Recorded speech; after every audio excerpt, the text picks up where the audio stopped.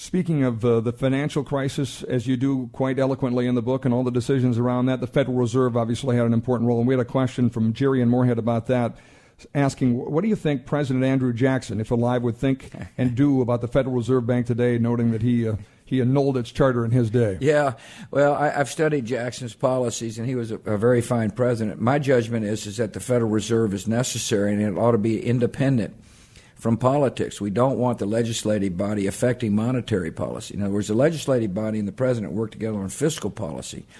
But I do think it's very important to have an independent group of people that affect our monetary policy. I'm a believer in Ben Bernanke. I trusted him to the point where I nominated him to become chairman of the Federal Reserve, and I trust him today.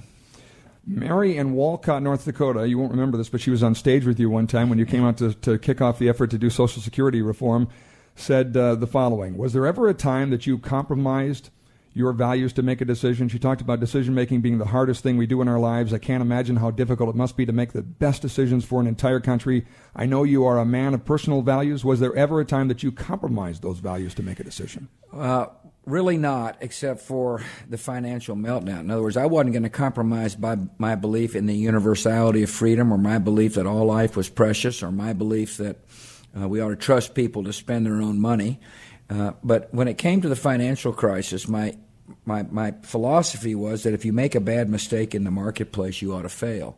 The problem was that the situation was so acute that I was worried if we started to let financial firms fail, the country could spiral into a bankruptcy. And it was painful, frankly, to spend people's money on Wall Street, the people who helped perpetuate the crisis, to prevent Main Street from suffering. And so to a certain extent, I did compromise a principle there. And on the other hand, if I had to do it over again, I would have made the same decision. I don't think you can be president and gamble with people's lives in a situation like we found ourselves. In other words, I could have said let them fail, but the danger is that we could have spiraled into a depression. And I don't think a president can take that kind of gamble with people's lives.